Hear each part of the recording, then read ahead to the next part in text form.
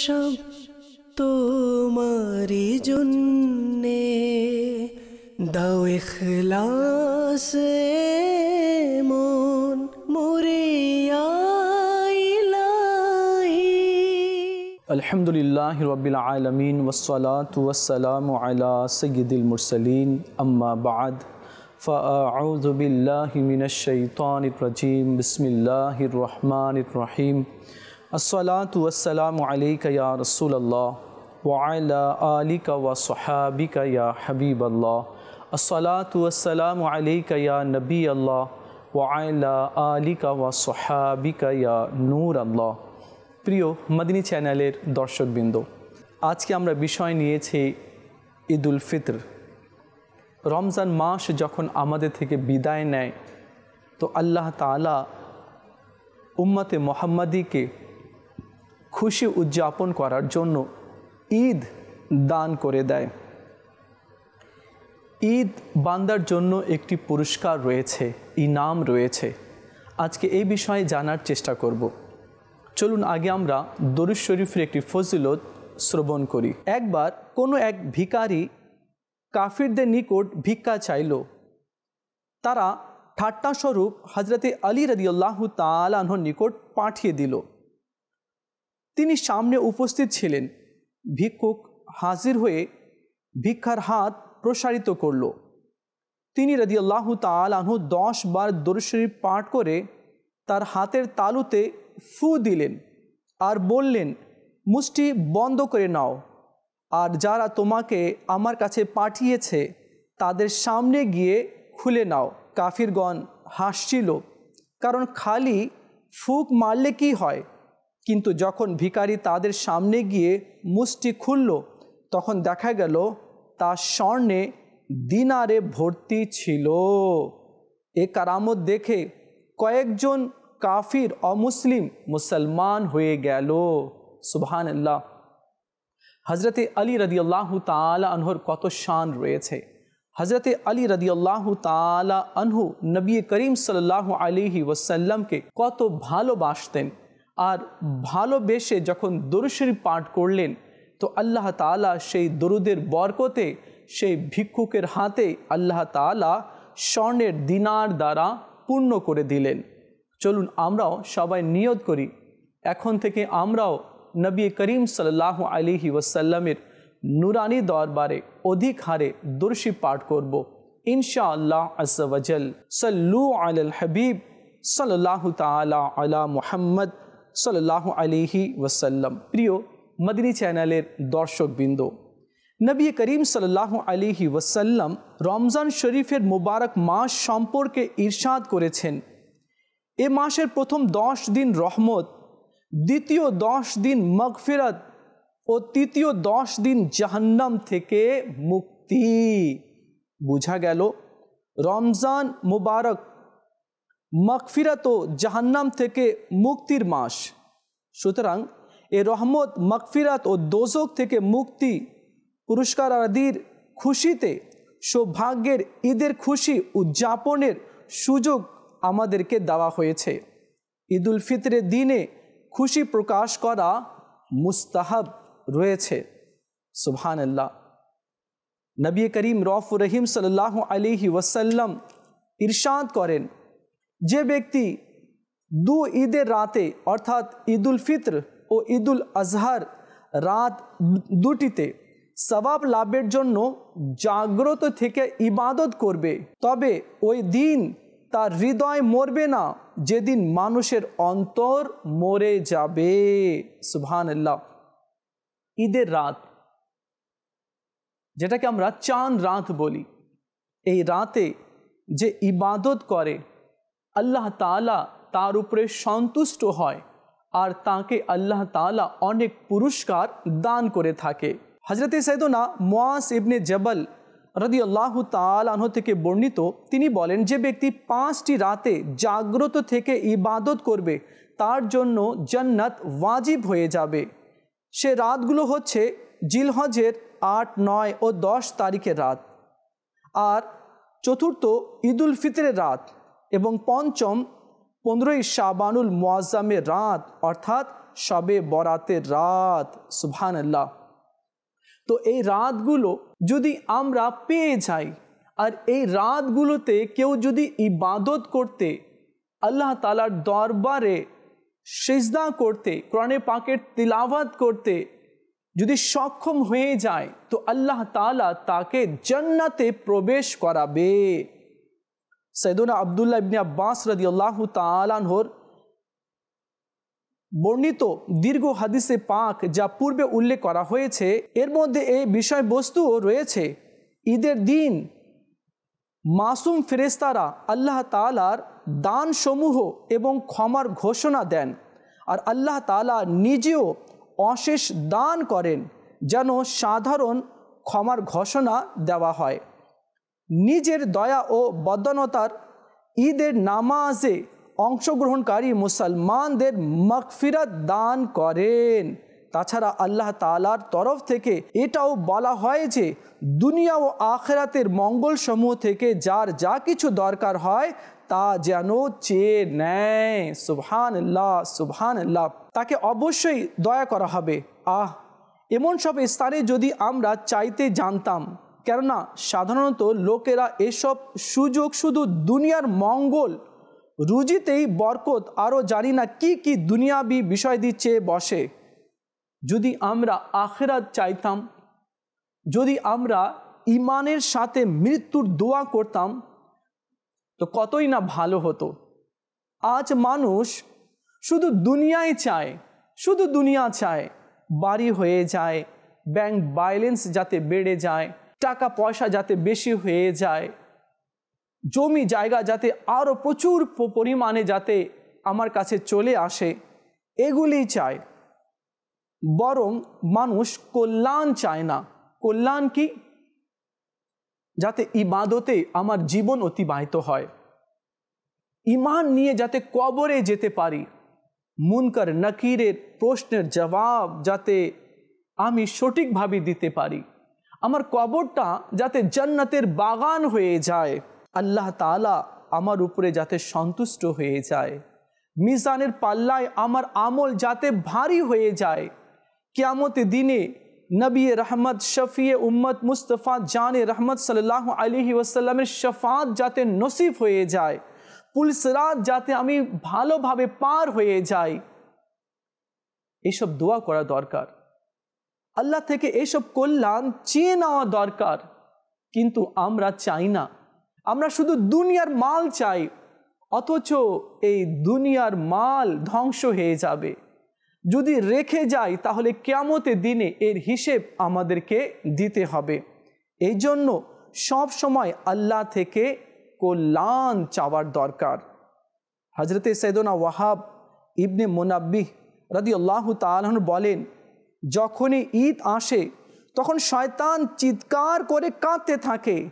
তার অস্থিরতা দেখে সমস্ত শয়তান তার চতুর্পাশে জড়ো হয়ে জিজ্ঞাসা করে, ওহে আমাদের নেতা, আপনি কেন রাগান্বিত ও অস্থির হয়ে পড়েছেন? সে বলে, হায় আফসোস, আল্লাহ তাআলা আজকের দিনে উম্মতে মুহাম্মাদি সাল্লাল্লাহু আলাইহি ওয়াসাল্লামকে ক্ষমা করে দিয়েছেন, তাই তোমরা তাদেরকে প্রবৃত্তির কামনা ও তৃপ্তিতে বিভোর করে দাও। শয়তান আমাদের পিছনে লেগে রয়েছে। শয়তান বলে, আমি আল্লাহর বান্দাকে ডান দিক থেকে, বাম দিক থেকে, সামনে থেকে, পিছন থেকে আমি তার উপরে আক্রমণ করব, তাকে গুনাহের মধ্যে লিপ্ত করে দিব।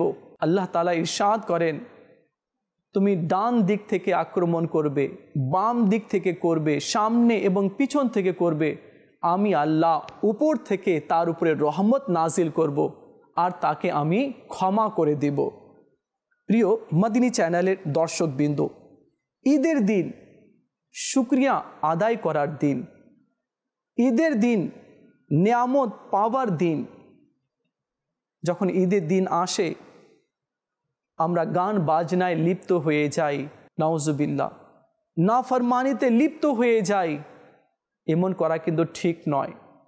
যারা রমজানের মাসে রোজা রেখেছে, নামাজ পড়েছে, তারা ঈদের দিনে কিভাবে গান বাজনা করতে পারে, কিভাবে নাফরমানি করতে পারে, কিভাবে পাপের মধ্যে লিপ্ত হতে পারে? না, সেদিন তো পুরস্কার পাওয়ার দিন আছে। সেদিন আল্লাহ তাআলা উম্মতে মুহাম্মাদিকে ক্ষমা করে দেয়। আর আমি ক্ষমার ভিক্ষা না নিয়ে আমি শয়তানের অনুসরণ করব? না, এমনটি যাতে না করা হয়।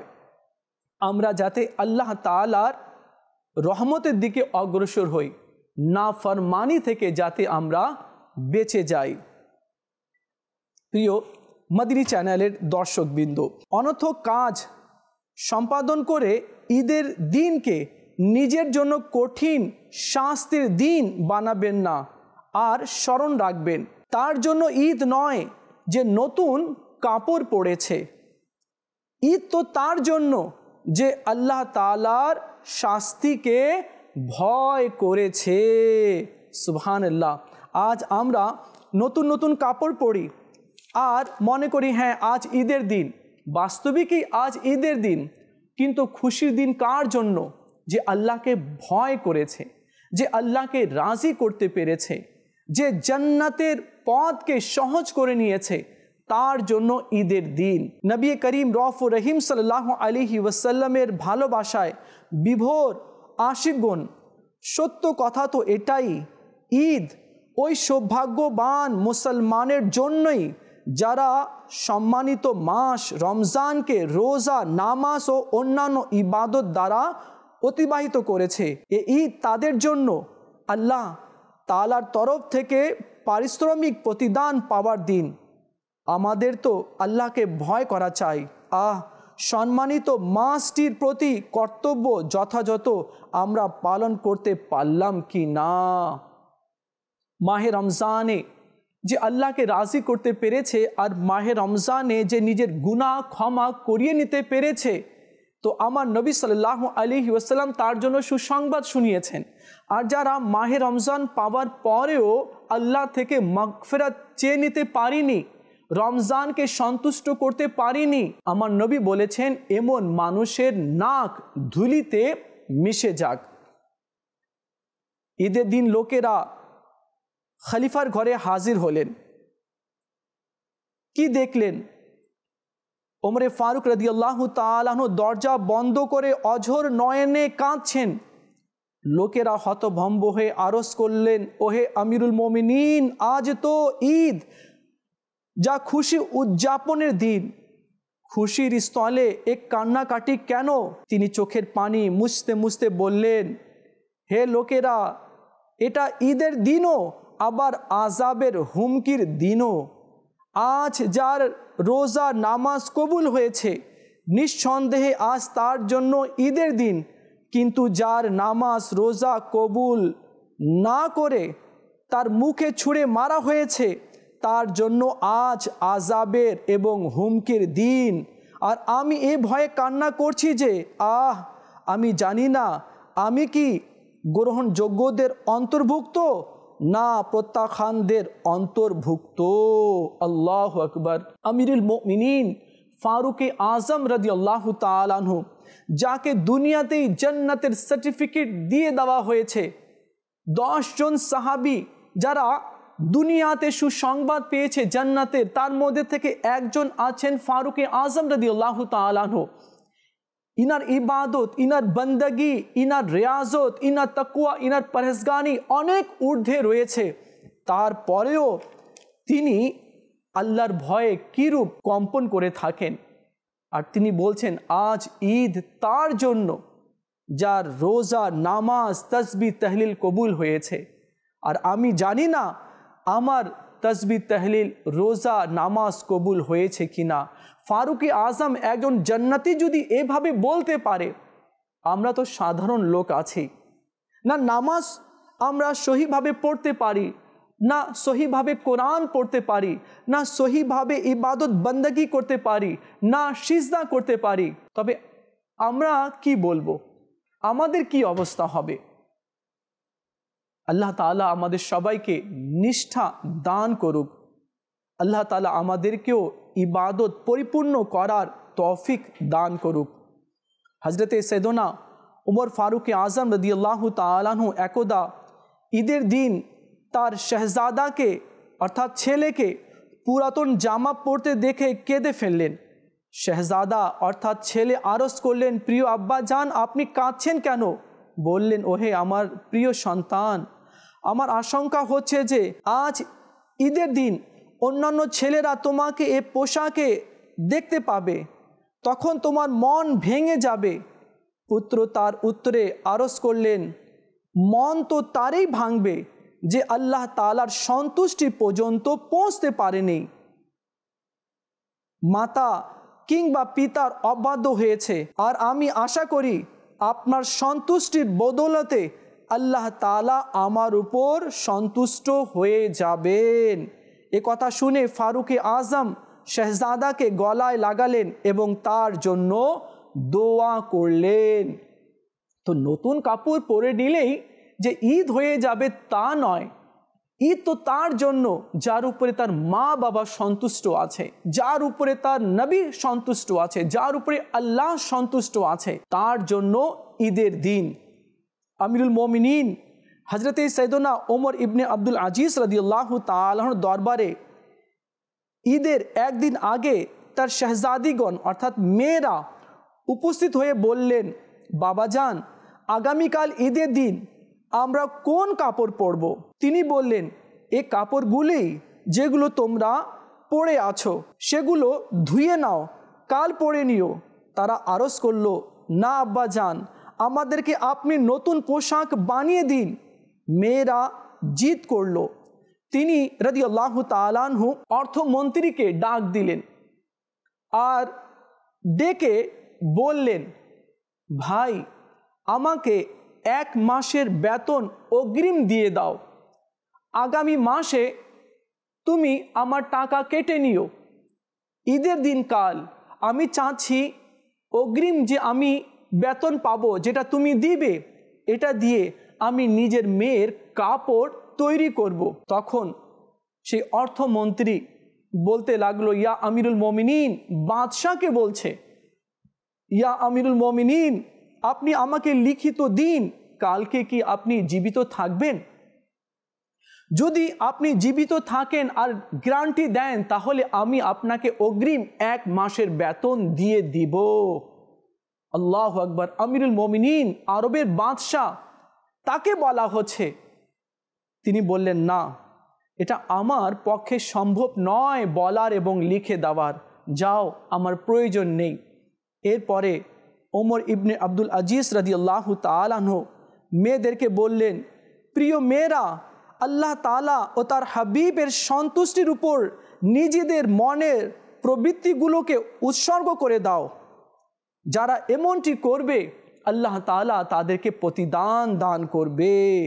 প্রিয় মাদিনী চ্যানেলের দর্শকবৃন্দ, আজ আমরা মনে করি ভালো খেয়ে নিলে ঈদ হয়ে যাবে, ভালো পড়ে নিলে ঈদ হয়ে যাবে, অথচ ঈদ খুশি তার জন্য রয়েছে যার উপরে আল্লাহ এবং তার রসুল সাল্লাল্লাহু আলাইহি ওয়াসাল্লাম সন্তুষ্ট হয়েছে, যারা গুনাহ থেকে তওবা করেছে, যারা গুনাহ থেকে বেঁচে গেছে, যারা নিজের রবকে রাজি করে নিয়েছে, তার তো ঈদের দিন রয়েছে।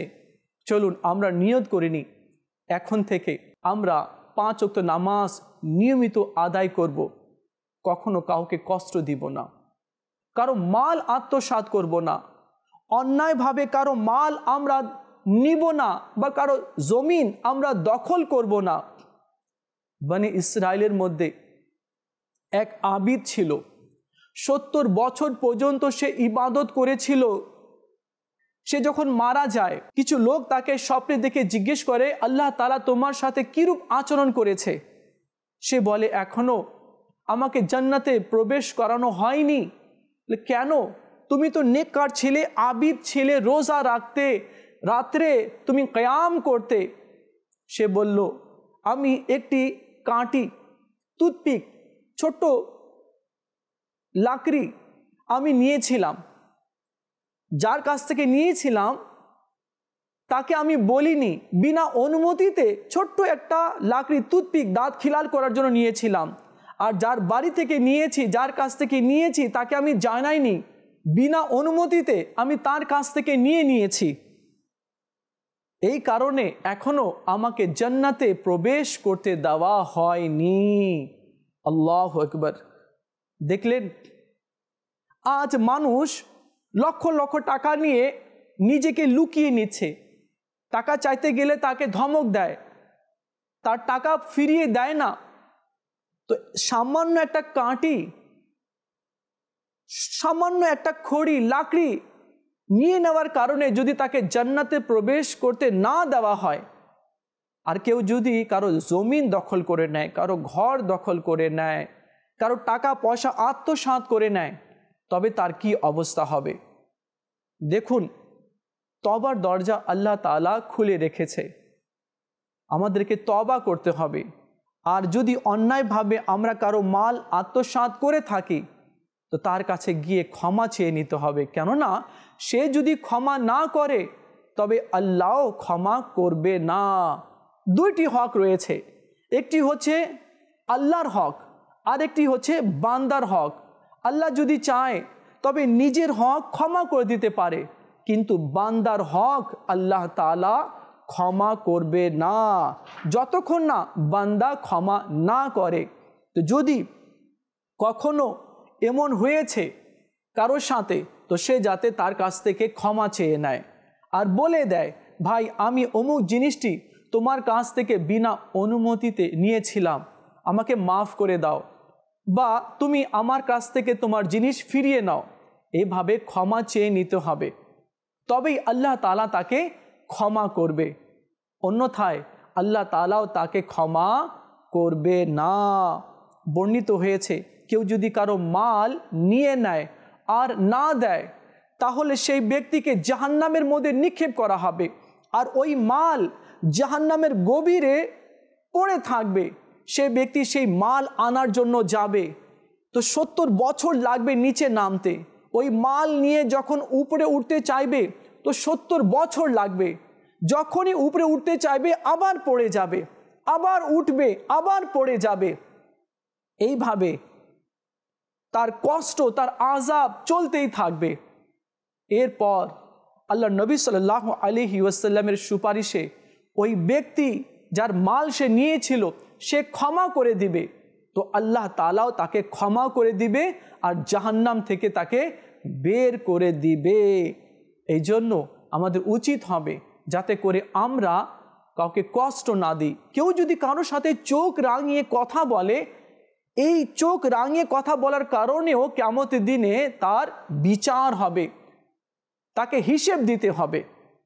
তো চিন্তা করুন, চোখ রাঙিয়ে কথা বললে যদি কিয়ামতের দিনে বিচার হবে, তবে মাল আত্মসাৎ করলে, প্রহার করলে, থাপ্পড় মারলে এর কি বিচার হবে? কিয়ামতের দিনে বিচার কিভাবে হবে? যে কেউ যদি কাউকে কষ্ট দিয়েছে, আর যে কষ্ট পেয়েছে, আল্লাহ তাআলা বলবেন, তুমি যে দুনিয়াতে কষ্ট পেয়েছো আর এই ব্যক্তি তোমাকে কষ্ট দিয়েছে, তুমি তার নেকিগুলো নিয়ে নাও। সে তার নেকিগুলো নিয়ে নিবে। আর যদি নেকি না থাকে, তো আল্লাহ তাআলা বলবেন কি তোমার গুনাহগুলো তার মাথায় চাপিয়ে দাও। তো সে তার গুনাহগুলো তার মাথায় চাপিয়ে দিবে। এই জন্য শক্তিশালী সে নয় যে বদলা নেয়, শক্তিশালী সে হচ্ছে যে ক্ষমা করে দেয়। আসুন প্রিয় ইসলামী ভাইরা আর মদিনী চ্যানেলের দর্শকবৃন্দ, মাহে রমজান আমাদের থেকে অতিবাহিত হয়ে গেল। ঈদ তার জন্য যার উপরে আল্লাহ সন্তুষ্ট হয়েছে, রাজি হয়েছে। আসুন আমরা আল্লাহকে রাজি করার মতো কাজ করি, মা বাবার খিদমত করি, নামাজ পড়ি, কোরআনে পাকের তেলাওয়াত করি, আর সুন্নাতের উপরে নিজের জীবনকে গড়ি। আল্লাহ তাআলা আমাদের সবাইকে আমল করার তৌফিক দান করুক। আমিন বিজাহিন নবীল আমিন সাল্লাল্লাহু আলাইহি ওয়াসাল্লাম। প্রিয় মদিনী চ্যানেলের দর্শকবৃন্দ, মদিনী চ্যানেলের সঙ্গে থাকবেন। যতগুলো প্রোগ্রাম মদিনী চ্যানেলে দেখানো হয় সেগুলো দেখার চেষ্টা করবেন। এতে কি হবে? আমলও ভালো হবে, আখিরাতও ভালো হবে, কবরও ভালো হবে, আর ঈমানও মজবুত হবে। আল্লাহ তাআলা আমাদের সবাইকে বুঝার তৌফিক দান করুক। আমিন বিজাহিন নবীল আমিন সাল্লাল্লাহু আলাইহি ওয়াসাল্লাম। সাল্লু আলাল হাবিব সাল্লাল্লাহু তাআলা আলা মুহাম্মদ সাল্লাল্লাহু আলাইহি ওয়াসাল্লাম। আমল যেন হয় সব তোমারি জন্যে দাও ইখলাসে